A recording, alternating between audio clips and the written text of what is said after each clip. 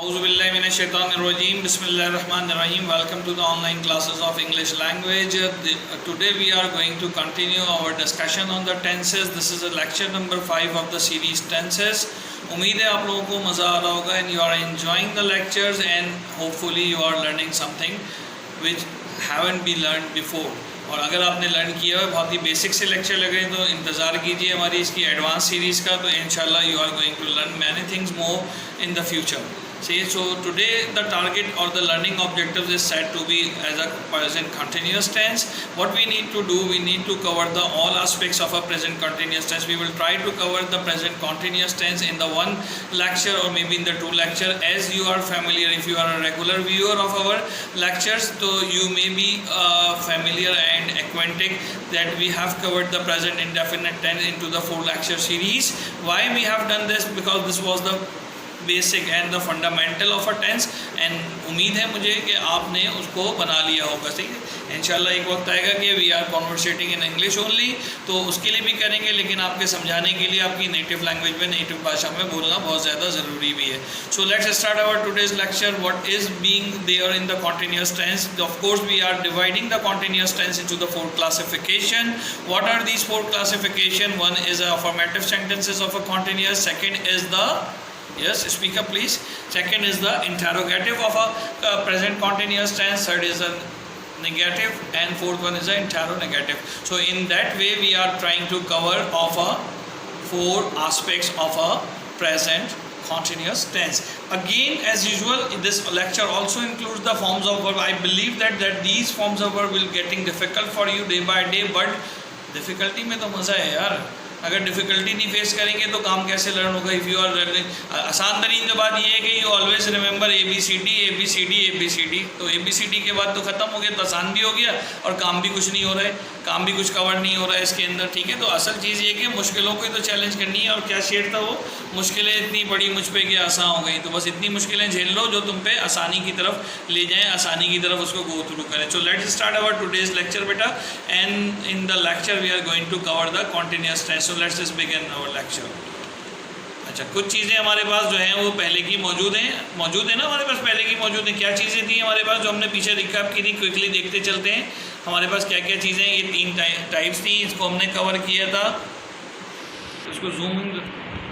Okay, so this was the thing which we have done, and then WH questions and auxiliary verb we have covered, and we remember that in every interrogative and the negative there should be a auxiliary or the helping verb. So we are going to use this key concept in this lecture as well. इस lecture के अंदर भी हम इस्तेमाल करने वाले हैं. और इसके आगे हमारे पास ये present indefinite हमने cover किया था. We have learned the how to make a affirmative sentences, then the negative one and the interrogative one, and furthermore in addition to these 3 we also learned how we are going to create, develop or transform the interrogative questions of a present indefinite tense. So this is the present continuous tense layout. This is the first glance. Don't worry about if you are not getting any of the point, no problem at all. We will try to develop the concept step by step, but before we go this one we have to worry about that specific slide, if you remember this one. So let's continue our lecture. Present and continuous. तो जुमले के अंदर आखिर में क्या आना चाहिए? The आखिरी थिंग इज द कि है हूँ.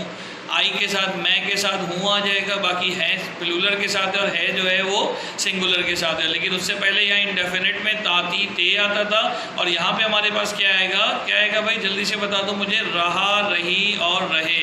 क्या आएगा हमारे पास? रहा, रही, रहे. ये हमारे जुमले की पहचान है. और साथ में अगर है लगा हुआ है तो ये 2 जो हाईलाइटेड चीज़ें हैं, this will give you the present of continuous.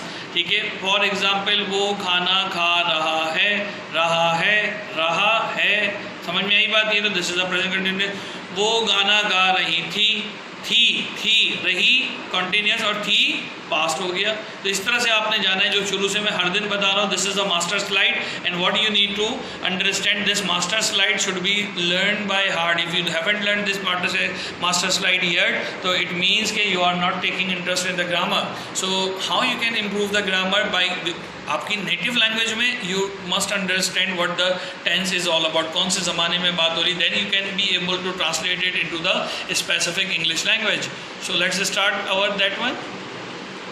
Okay, this is a present continuous tense. The simple structure is that nothing but what we have do the subject, we have placed the subject.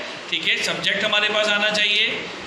Subject क्या क्या चीज़ें आनी चाहिए? Subject आना चाहिए. Subject के बाद जल्दी बोलो भाई, ये माउस कहाँ भागा जा रहा है. सब्जेक्ट के बाद क्या चीज़ चाहिए हमको? नहीं बता रहे तुम लोग. हेल्पिंग वर्ब चाहिए. क्या चाहिए हमें? हेल्पिंग वर्ब चाहिए. और यहाँ पे हेल्पिंग वर्ब क्या है हमारे पास? ज़रा सा गौर कर लें आप लोग.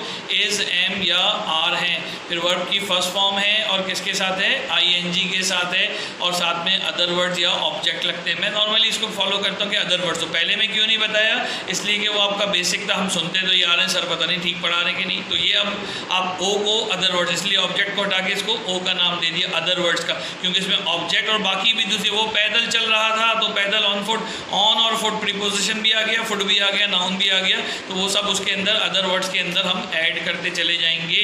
ठीक है, इसकी एग्जांपल है आई. आई का मतलब मैं, और आई के साथ आपका हेल्पिंग वर्ब क्या आएगा? एम. एम आ गया. ईट फर्स्ट फॉर्म है, आईएनजी के साथ आएगी ईटिंग. और साथ में क्या आ रहा है? Pizza. Pizza is other word. This is a simple affirmative of a present continuous tense. Present continuous tense का ये हमारे पास क्या हो जाएगा?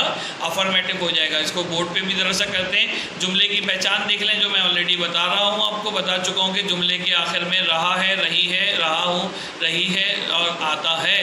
सही है, यहाँ तक आएगा आपके पास और ये आपको आसानी से क्लियर हो जाए. पीछे चार्ट ऑलरेडी डिस्कस कर लिया है. तो आज कोशिश करते हैं कि 2 लेक्चर्स यानी कि नेगेटिव और अफर्मेटिव हम आज कवर कर लें आज के लेक्चर में. Then we will continue with the intel. तो इस तरह से 2 लेक्चर की सीरीज हो जाएगी. और आगे अगर आपने बहुत ही कॉम्पिटेंसी दिखाई तो I will try to squeeze all the lecture in the single lecture, ताकि आपका काम आसानी से हो जाए. You don't be bother yourself to see again to watch again and again the different lectures. And you I like me you might be hating with the waiting, है ना? Wait के साथ आप हेट करते होंगे. So let's start. ज़्यादा time ज़ाया नहीं करते, बोर्ड पर चलते हैं और कुछ क्वेश्चंस लेते हैं आज के.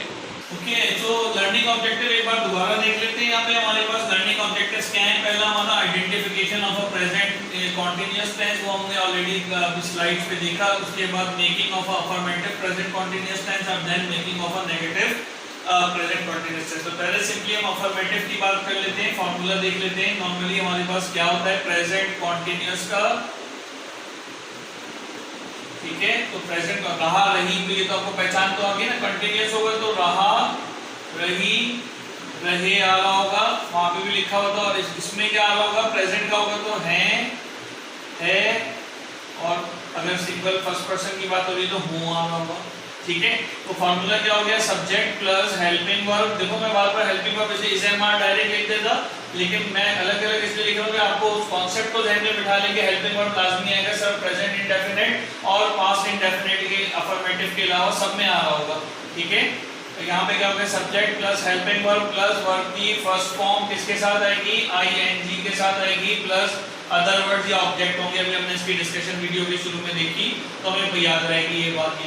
ठीक है, समझ में आने वाली. अब यहाँ पे हेल्पिंग वर्ब क्या है? 3 किस्म के हैं हमारे पास. आई है, एम है, सॉरी एम है, हेल्पिंग वर्ब आई के साथ आएगा. उसके बाद ये क्या आ जाएगा? एज आ जाएगा, और ये हमारे पास आर आ जाएगा. ठीक है, सिंगुलर, प्लूरल और इंडिविजुअल फर्स्ट पर्सन के लिए हमारे पास ये आ जाएगा. आप चाहें तो याद भी कर लें. फर्स्ट पर्सन के लिए आपके पास एम आ रहा है, सिंगुलर के लिए एस और प्लूरल के लिए आर आ रहा है. इनमें से कोई सा भी एज पर द सब्जेक्ट हम जो है हेल्पिंग वर्ब यूज कर सकते हैं. बाकी हमारे पास काम बिल्कुल आसान है. ग्रामर में वर्ब की फॉर्म्स हम डेवलप कर रहे हैं.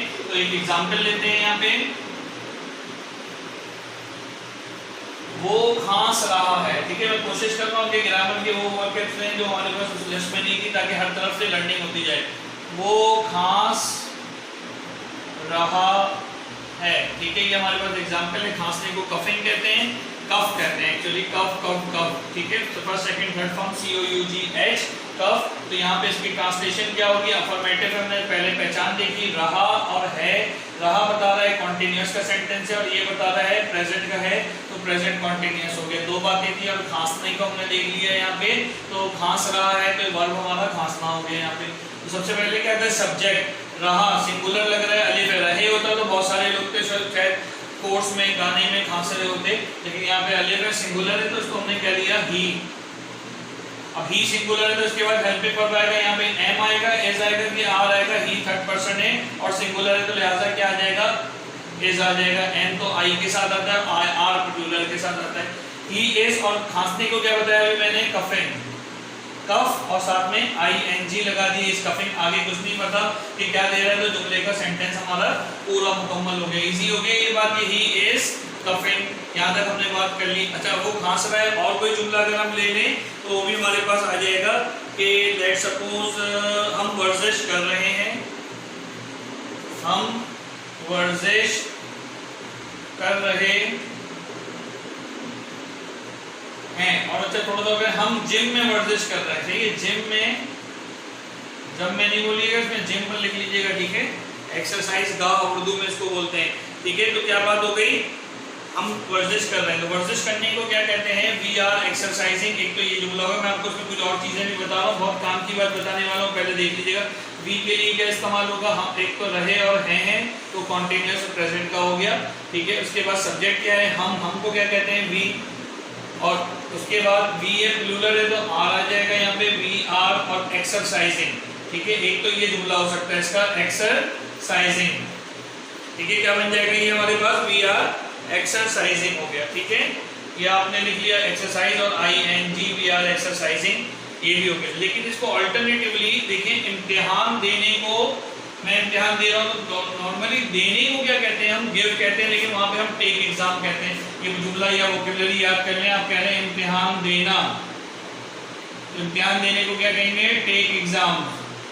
उस्ताद इम्तिहान ले रहा है तो टेक एग्जाम नहीं होगा, वहाँ पे गिव एग्जाम होगा। उस्ताद ने पर्चा दिया, क्योंकि एग्जाम हल करने की बात है। तो इसी तरीके से यहाँ पे इसका अल्टरनेट क्या बन सकता है, वी आर टेकिंग एक्सरसाइज, यानी हम कर क्या रहे हैं, टेकिंग कर रहे हैं एक्सरसाइज। अब यहाँ पे उसमें और ऊपर वाले में फर्क क्या है, वो जरा सा हम समझते हैं। यहाँ पे वर्ब क्या हो गया, टेक, और एक्सरसाइज एज अ ऑब्जेक्ट हमारे पास आ गया, जबकि यहाँ पे एक्सरसाइज एज अ वर्ब भी यूज होता है, वी आर फैमिलियर विद। आगे हमारी लेक्चर सीरीज में एक आ रहा है जीरन यूज, कौन सा यूज आ रहा है, जीरन, पंजाबी वाला नहीं है ये भाई, ये इंग्लिश वाला है, जीरन यूज।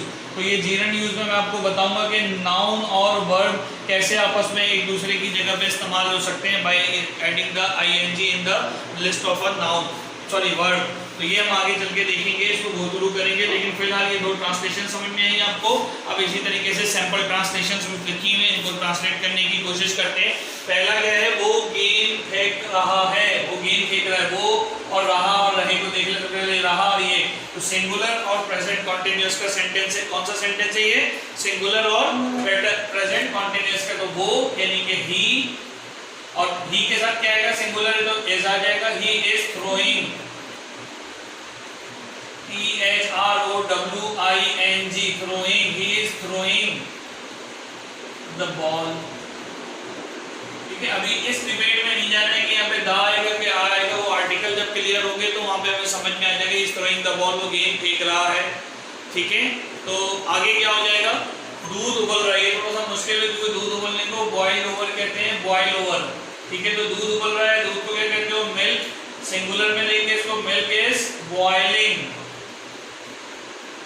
ओवर, ठीक है, दूध उबल रहा है। बूंदाबांदी हो रही है, बूंदाबांदी के लिए हमने लास्ट टाइम विकेट पढ़ी थी, ड्रिजल, तो लिहाजा इट इज ड्रिजल, आईएनजी के साथ, ड्रिजलिंग, इट इज ड्रिजलिंग, बूंदाबांदी हो रही है। लड़के पतंग नहीं उड़ा रहे, यहाँ से नहीं वाले आ गए, इसको हम देखते हैं, ये वाले अब्बा जान वाला जो है ये हमें अफर्मेटिव का लग रहा है, अब्बा जान अखबार पढ़ रहे हैं, क्या हो जाएगा, अब्बा जान को क्या बोलते हैं भाई, फादर। अब्बा जान को अगर डैड बोलते हो तो मत बोला करो यार, ये दोनों के काम है। डैड आपके अच्छे खासे अलाइव बाप को डैड बोल देना अच्छी बात नहीं है, अब्बा जान, अब्बा, हुजूर, अब्बू, बाबा, these are the words you have to use, सही है, बिजनेस सजेशन, नो ऑफेंस। तो फादर क्या हो गया, अखबार पढ़े, फादर के साथ सिंगुलर है तो इज, और अखबार पढ़ने को क्या कहते हैं, रीडिंग, क्या कहते हैं, read, ING, reading a newspaper,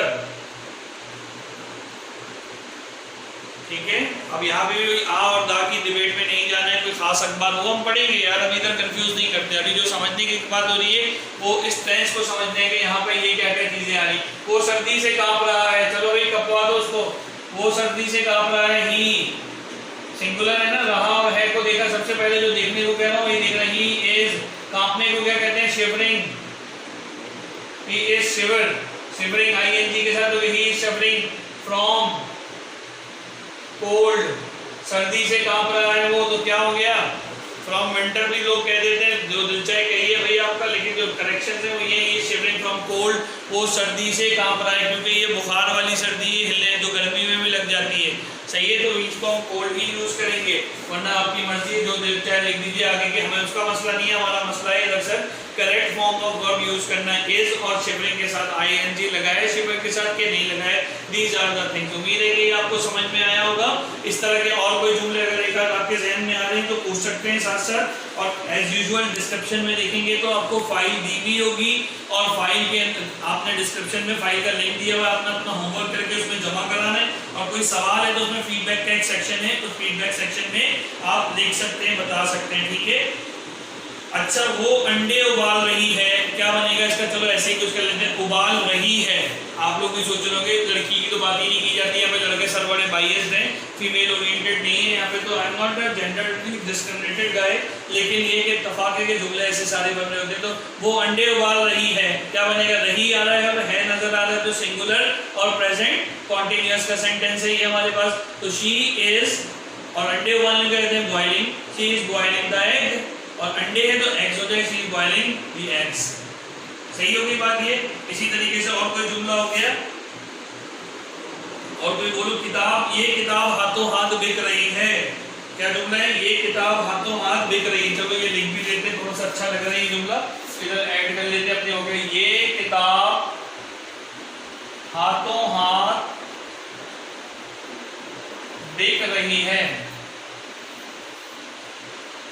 ठीक है, ये किताब हाथों हाथ बिक रही है, रही और है ये बता रहा है हमें कॉन्टिन्यूअस के अंदर। दिस बुक, ये किताब, इसका मतलब क्या आ गया, दिस बुक इज, बिकने को क्या कहते हैं, sell, this book is selling. हाथों हाथ बिकना ये मुहावरा है, ईडीएम, इसका अलग से एक पूरा लेक्चर हमने बनाया है, वो आगे अपलोड होगा। लाइक अ हॉट केक, क्या होगा, लाइक अ हॉट केक, इसका मतलब क्या होता है, this book is selling like a hot cake, हाथों हाथ बिकना like a hot cake. EDM से पूरा एक लेक्चर करने के रिकॉर्ड किया हुआ है आपके लिए, वो इंशाल्लाह जल्दी 1 से 2 लेक्चर्स के ईडीएम्स होते हैं, कैसे कैसे यूज करेंगे, and how it is helping us to develop a vocabulary building, तो किस तरह से vocabulary बिल्डिंग डेवलप होती है हमारी इसकी मदद से। This is very important concept, ठीक है भाई, यहाँ तक क्लियर होती है बात। चलो भाई 1 मिनट का पॉज इसीलिए दिया था कि आप भी ब्रेक ले लें, हमारा तो रोजा चल रहा है अभी, तो रोजे में तो ब्रेक सिर्फ यही हो सकती है बस, इसके अलावा तो कुछ नहीं हो सकता। तो अगला टॉपिक हमारे आज के लर्निंग ऑब्जेक्टिव का क्या था, making a negative of a past continuous tense. जल्दी से नेगेटिव बनाना सीख लेते हैं, अफर्मेटिव था, फॉर्मूला मुझे बता दो क्या बनेगा, मैंने लास्ट टाइम बताया था, तो अगर नहीं आपको याद आ रहा है तो अपने आप को खुद एक थप्पड़ लगा लीजिए मेरी तरफ से इखलाकन ईदी के तौर पे। सब्जेक्ट प्लस यहाँ पे मैंने जगह छोड़ दी, ठीक है, बाकी फॉर्मूला मैं कॉपी कर रहा हूँ, वर्ब की फर्स्ट फॉर्म आईएनजी, और साथ में क्या है, अदर वर्ड्स है। क्या कह रहे हैं यहाँ पे, क्या लगा देंगे, नेगेटिव आएगा तो नॉट लगा देंगे, बस खत्म हो गई बात, बन गया नेगेटिव। कोई मुश्किल काम था, इतनी आसानी से बन जाता है नेगेटिव, सही है। तो सारा फॉर्मूला वही है जो अफर्मेटिव का है, लेकिन नेगेटिव ऑफ अ प्रेजेंट में क्या हो जाएगा हमारे पास, प्रेजेंट कॉन्टिन्यूअस के अंदर सिर्फ नॉट लगा देना। चलो रिकैप करते हैं, इसका नेगेटिव बताना, वो खांस नहीं रहा है, ही इज नॉट कफिंग, वो खांस नहीं रहा है, ठीक है, वो वर्जिश नहीं कर रहे हैं, हम वर्जिश नहीं कर रहे हैं, तो क्या हो जाएगा, वी आर नॉट एक्सरसाइजिंग। अच्छा, आगे जिम में भी लिखा था तो उसको भी ऐड कर दीजिए, इन जिम, ठीक है, जिम के अंदर जो है, ये जिम मत लिख देना भाई, अली बाबा 40 वाला दिन ना लिख देना, जिम लिखना है, ठीक है।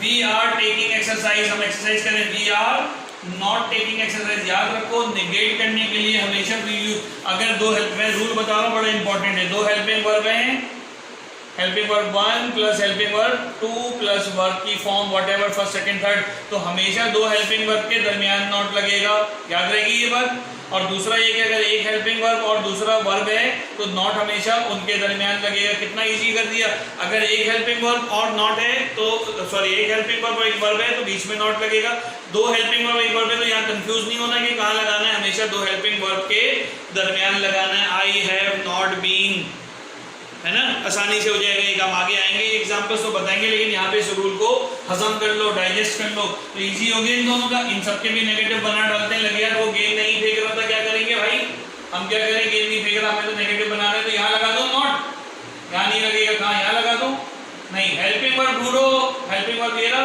हेल्पिंग वर्ब के बाद लगा दो भाई, he is not throwing the ball, milk is not boiling over, boiling over उबलने को कहते हैं, बताया था नहीं वोकैबुलरी, लिख लीजिएगा अपनी वोकैबुलरी लिस्ट में, boiling over not, it is not drizzling, याद हो गया, अब तो आसान हो गया ना, father is not reading, he is not shivering, this book is not selling like a hot cake, है ना, ये बुक हाथों हाथ नहीं बिक रही, बड़ी मुश्किल हो गई इसको बेचना, तो यहाँ पे ये काम आ गया, जो दो तीन छोड़े थे नेगेटिव के वो भी बना लेते हैं। लड़के पतंग नहीं उड़ा रहे हैं, रहे और हैं ये दोनों चीजें देख ली हमने।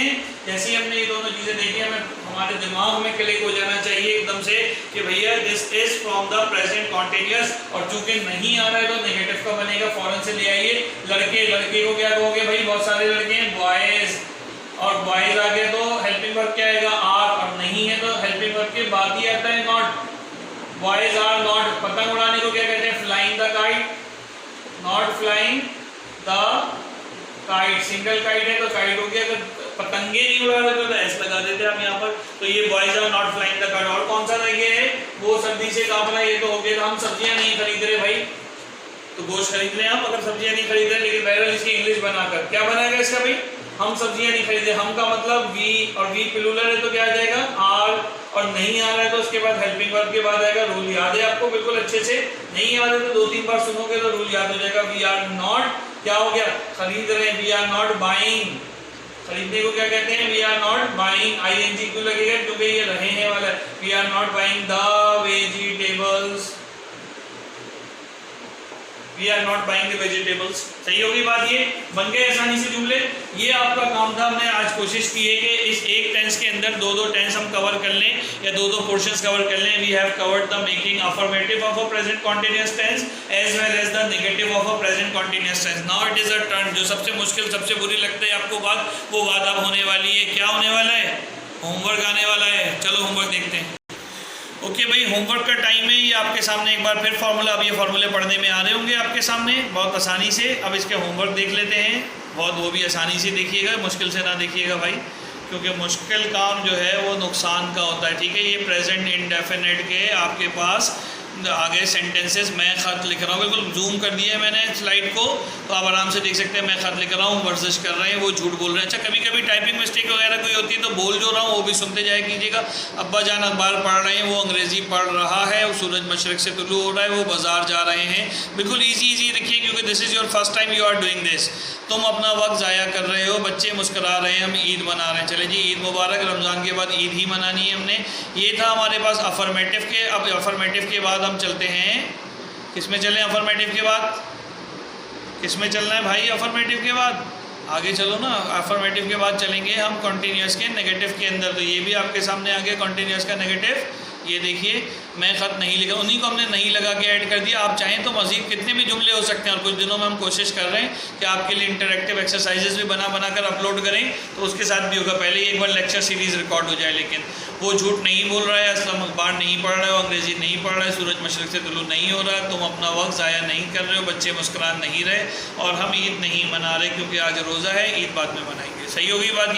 ये दोनों चीज़ें हमने यहाँ पर कवर की हैं बेटा, इसको आपने अच्छे से गो थ्रू करना है, और फाइनली आपने इन स्लाइड्स को भी अच्छे से पढ़ के काम को थ्रू करते जाना है। समझ में आ रही बात। ये आपके सामने सबसे पहले वाला देखिए, तो ये सबसे पहला वाला नज़र आ रहा है। इस पहले वाले में हमने इंटेरोगेटिव पढ़ा, फिर नेगेटिव भी आज हमने कवर कर लिया अल्हम्दुलिल्लाह। और अब अगले में हमारे पास ये क्वेश्चन वाले की बारी आएगी और इंटेरो नेगेटिव की बारी आएगी, जिसमें हम सारे WH और H वाले कवर भी करते चले जाएंगे। उम्मीद है आपको समझ में आया होगा। अपना ख्याल रखिए।